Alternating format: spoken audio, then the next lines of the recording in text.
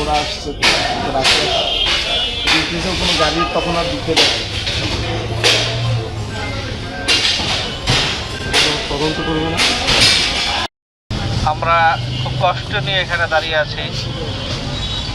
আমাদের কিছু ভাইয়ের ব্যবসা প্রতিষ্ঠান গতকাল রাতে অগ্নিকাণ্ডে পুড়ে একদম ওনারা তাদের সহায় সম্বল সব হারিয়ে ফেলেছেন। আমরা আল্লাহ রাব্বুল আলামিনের কাছে দোয়া করছি, আল্লাহ রাব্বুল আলামিন তাদেরকে ধৈর্য ধারণ করা তৌফিক দান করুক এবং তাদের যে ক্ষয়ক্ষতি হয়েছে এটা সহজেই পূরণ হবার নয়। আল্লাহ রাব্বুল আলামিন তাদেরকে এই ক্ষয়ক্ষতি কাটিয়ে ওঠার তৌফিক দান করুক এবং তাদের পরিবার পরিজন যারা আছে তাদের প্রতি আমরা সমবেদনা জ্ঞাপন করছি। আল্লাহ রাব্বুল আলামিন তাদের সবাইকে ধৈর্য ধারণে তৌফিক দান করুক। সেই সাথে আমরা প্রশাসন সহ সিটি কর্পোরেশন সহ ফায়ার সার্ভিস সহ সবার প্রতি উদাত্ত আহ্বান জানাচ্ছি, এইখানে অগ্নিকাণ্ডের প্রকৃত কারণ উদ্ঘাটন করা দরকার। কি কারণে অগ্নিকাণ্ড সংঘটিত হয়েছে তা মানুষের সামনে তুলে ধরা দরকার। এক্ষেত্রে কারো যদি কোনো ত্রুটি থাকে, কেউ যদি জড়িত থাকে, তাদেরকে আইনের আওতায় এনে তাদেরকে শাস্তির বিধান করতে হবে। সম্মানিত উপস্থিতি, আমাদের মাঝে উপস্থিত আছেন 10 দলীয় ঐক্যজোট মনোনীত সংসদ সদস্য পদপ্রার্থী বাংলাদেশ নাগরিক পার্টির সম্মানিত আহ্বায়ক, জুলাই আন্দোলনের অন্যতম সেনানায়ক জননেতা জনাব নাহিদ ইসলাম। উনি রাতে শোনার পর থেকে এখানে আসার জন্য উদ্গ্রীব হয়েছিলেন, মানুষের দুঃখ কষ্ট দেখার জন্য। রাতে ব্যস্ততা থাকার কারণে রাতে আসতে পারেন নাই, একদম সকালে দেখেন আপনারা চলে আসছে। আমরা ওনাকে আন্তরিক ধন্যবাদ এবং মোবারকবাদ জানাই এবং আমরা বিশ্বাস করি এ ধরনের তরুণ নেতৃত্ব যদি বাংলাদেশে আগামী দিনে সরকার গঠন করতে পারে, তাদের নেতৃত্বে বাংলাদেশ অনেক দূরে এগিয়ে যাবে ইনশাআল্লাহ। এবং যারা ক্ষতিগ্রস্ত হয়েছে তাদের ব্যাপারে উনি কার্যকর উদ্যোগ গ্রহণ করবেন ইনশাআল্লাহ। সংগ্রামী উপস্থিতি, এরপর যে আমাদের সামনে কথা বলছেন বাংলাদেশ সরকারের সাবেক উপদেষ্টা, এনসিপির সম্মানিত আহ্বায়ক, ঢাকা 11 আসনের 10 দলীয় ঐক্য কর্তৃক মনোনীত সংসদ সদস্য পদপ্রার্থী জননেতা জনাব নাহিদ ইসলাম।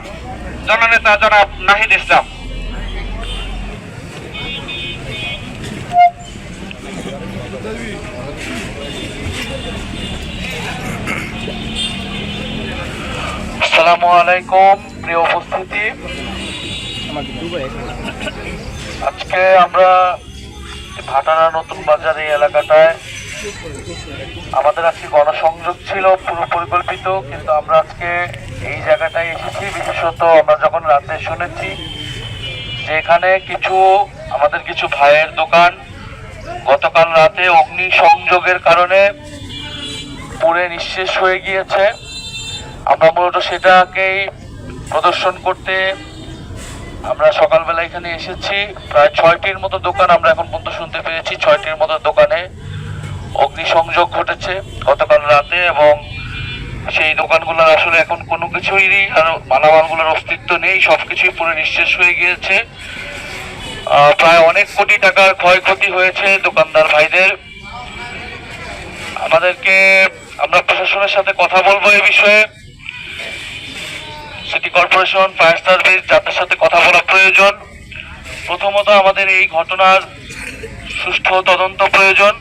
এই ঘটনাটি আসলে কিভাবে ঘটলো গতকাল রাতে, এটি কি কোনো পরিকল্পিত অগ্নিসংযোগ ছিল নাকি কোনো দুর্ঘটনা ছিল, এটা আমাদেরকে খুঁজে বের করতে হবে। যদি পরিকল্পিত হয়ে থাকে, যারা এর সাথে জড়িত তাদেরকে আইন শৃঙ্খলা বাহিনী কর্তৃক বিচারের আওতায় আনতে হবে এবং তাদের থেকে আমাদেরকে ক্ষতিপূরণ আদায় করতে হবে। আর যদি দুর্ঘটনা হয়, কোন প্রতিষ্ঠানের, সরকার বা কাদের গাফলতির কারণে এই ধরনের দুর্ঘটনা হলো এবং জনগণের, সাধারণ ব্যবসায়ীদের এই ধরনের ক্ষতি হলো, সেইটাও আমাদেরকে বের করতে হবে এবং যাদের গাফলতির কারণে এটা হয়েছে তাদেরকে এটার জন্য ক্ষতিপূরণ দিতে হবে। তো আমাদের এখানে যারা দায়িত্বশীল আছে 10 দলীয় ঐক্যের, তারা এই বিষয়ে এই ব্যবসায়ী ভাইদেরকে সহযোগিতা করবেন এবং আমরা আমাদের জাতীয় নাগরিক পার্টি এনসিপি এবং 10 দলীয় ঐক্যের পক্ষ থেকে ভাইদের পাশে থাকার চেষ্টা করবো আমাদের সামর্থ্য অনুযায়ী। আমরা জানি ভাইদের যে ক্ষতি হয়েছে, সারা জীবনের তাদের যে সম্পদ সহায় এই কয়েকটা দোকান, তাদের এই দোকানকে পুঁজি করে গড়ে উঠেছিল, আজকে এক রাতের মধ্যে দেখেন যে সকল কিছু নিঃশেষ হয়ে গেল। কারো হয়তো একটা গাফলতির কারণে বা কারো হয়তো একটা চক্রান্তের কারণে এই মানুষগুলা কিন্তু আজকে নিঃস্ব হয়ে গেল, পথে বসার মতো অবস্থায় হয়ে গিয়েছে। মানে আপনারা যারা শুনছেন, যারা আশেপাশে রয়েছেন, আশেপাশের ব্যবসায়ী যারা রয়েছেন, তাদের প্রতি অনুরোধ থাকবে আপনারা এই ভাইদেরকে সহযোগিতা করবেন আপনাদের যার যার সামর্থ্য অনুযায়ী। কারণ এই ঘটনাটা হয়তো আপনার দোকানের সাথে হইতে পারতো, আমার একটা কোনো প্রতিষ্ঠানের সাথে হইতে পারতো, যে কারোর সাথে হইতে পারতো। তো আমাদের প্রতিবেশীদেরকে সহযোগিতা করতে হবে। পাশাপাশি আমি আপনাদেরকে আরেকটা কথা বলবো। আপনারা জানেন যে আগামী 12ই ফেব্রুয়ারি বাংলাদেশে নির্বাচন অনুষ্ঠিত হতে যাচ্ছে। প্রায় 16 বছর আমরা একটা ফ্যাসিবাদী আমলে ছিলাম, গণ অভ্যুত্থানের মাধ্যমে দেশ স্বৈরাচার মুক্ত হয়েছে। আমরা 12ই ফেব্রুয়ারি নতুন করে আবার এত বছর পরে বাংলাদেশের মানুষ ভোট দিতে পারবে।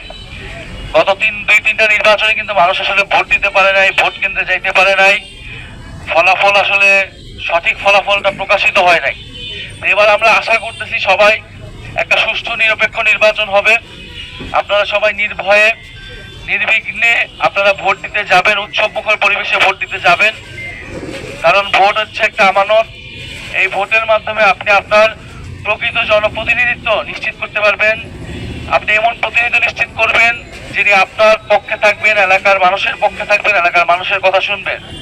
আমরা 10 দলীয় ঐক্যের পক্ষ থেকে বলতেছি, আমরা বাংলাদেশের পরিবর্তন চাই। এই ঢাকা 11-র আমরা পরিবর্তন চাই। আমরা চাঁদাবাজ, সন্ত্রাস, দুর্নীতিমুক্ত বাংলাদেশ করতে চাই এবং বাংলাদেশের স্বাধীনতা, সার্বভৌমত্ব যাতে রক্ষা পায়, কোনো আধিপত্যবাদী শক্তি, ফ্যাসিবাদী শক্তির নিকট যাতে আমাদের মাথা নত করে দাঁড়াতে না হয়, সেই বাংলাদেশটা আমরা দেখতে চাই। আমরা বৈষম্য মুক্ত বাংলাদেশ করতে চাই এবং এই ঢাকা 11 এলাকায় বিভিন্ন সময় আমরা এর আগে ভূমিদস্যু দেখেছি, এখন নতুন করে আবার ভূমিদস্যুদের আবির্ভাব ঘটতেছে। আমরা এই ভূমিদস্যু মুক্ত একটা ঢাকা 11 নির্মাণ করতে চাই। সেই জায়গায় আপনারা আমাদেরকে সহযোগিতা করবেন, আমাদের প্রতি দোয়া রাখবেন। আমাদের এই ঢাকা 11 আসনের মার্কাটা হচ্ছে শাপলাকলি মার্কা। সেই শাপলাকলি মার্কায় আপনারা যদি আমাদেরকে মনে করেন যে আমরা আপনাদের জন্য কাজ করতে পারবো, আপনারা 12ই ফেব্রুয়ারি শাপলাকলি মার্কায় আপনাদের ভোট প্রদানের মাধ্যমে আমাদেরকে সেই সুযোগ করে দিবেন এবং সারা বাংলাদেশে 10 দলীয় ঐক্যের পক্ষে আপনারা সমর্থন রাখবেন। বাংলাদেশের সাধারণ মানুষ আমাদের পক্ষেই কথা বলতেছেন। আরেকটি বিষয়, 12ই ফেব্রুয়ারি সংসদ নির্বাচনের পাশাপাশি গণভোট অনুষ্ঠিত হতে যাচ্ছে। আপনারা শুনেছেন গণভোটের কথা। এই 2টা ভোট থাকবে প্রত্যেকটা মানুষের। প্রতি নির্বাচনে তো আপনারা একটা করে ভোট দেন, প্রার্থীকে ও মার্কাকে আপনারা ভোট দেন। এবার কিন্তু 2টা ভোট দিতে হবে। একটা আপনার মার্কায় ভোট দিবেন, পছন্দের মার্কায়, আর একটা আপনি গণভোট দিবেন। বাংলাদেশে এর আগে ইতিহাসে কয়েকবার গণভোট হয়েছে, জিয়াউর রহমানের সময় গণভোট হয়েছে। এবারে গণভোটটা আসলে কেন? গণভোটটা এই কারণে যে আমাদের দেশের কিছু গণঅভ্যুত্থানের পরে সকল রাজনৈতিক দল মিলে অনেকগুলো সংস্কার প্রস্তাবনা উপস্থাপন করছে, যেটার নাম দিছে জুলাই সনদ, সেই জুলাই সনদের সংস্কার প্রস্তাবনাগুলো কি বাস্তবায়ন হবে নাকি হবে না, সংস্কারের পক্ষে নাকি বিপক্ষে এই দেশের সাধারণ মানুষ? যদি গণভোটে হ্যাঁ সবচেয়ে বেশি পরে হ্যাঁ জয়যুক্ত হয়, তাহলে এই সংস্কার প্রস্তাবনাগুলো বাস্তবায়ন হবে, যেই ক্ষমতায় আসুক সে বাস্তবায়ন করতে বাধ্য থাকবে। আর যদি না জিতে, তাহলে আসলে বাস্তবায়ন হবে না, বাংলাদেশ আগের মতোই থাকবে, সংবিধান কোনো পরিবর্তন হবে না, গণতন্ত্র আসবে না। শেখ হাসিনা যেইভাবে দেশটা চালাইছে, যেই ক্ষমতায় আসুক, আমিও যদি ক্ষমতায় আসি ওইভাবেই দেশটা চালাইতে হবে, অর্থাৎ কোনো আইনের পরিবর্তন হবে না, কোনো নিয়মের পরিবর্তন হবে না। আমরা কি এরকমটা চাই? আমরা চাই যে ক্ষমতায় যেই আসুক, যদি আমরা আসি ইনশাল্লাহ, বা যেই আসুক, অ্যাটলিস্ট সংবিধান সহ সংস্কারের এই পরিবর্তনগুলো যাতে হয়। এ কারণে আপনারা গণভোট নিয়ে কোনো ধরনের হেলাফেলা করবেন না। গণভোট অত্যন্ত গুরুত্বপূর্ণ, এবং এবারের গণভোট এবং সংসদ নির্বাচনের ভোটের ফলে কিন্তু বাংলাদেশের ভাগ্য নির্ধারিত হবে। এটা কেবল আপনি সরকার নির্ধারণ করতেছেন না, দেশের সংবিধান থেকে শুরু করে আগামী বাংলাদেশ 20, 30, 50 বছর কিভাবে চলবে, এই নিয়ম, এই ফয়সালা কিন্তু এইবারের ভোটের মাধ্যমে হয়ে যাচ্ছে।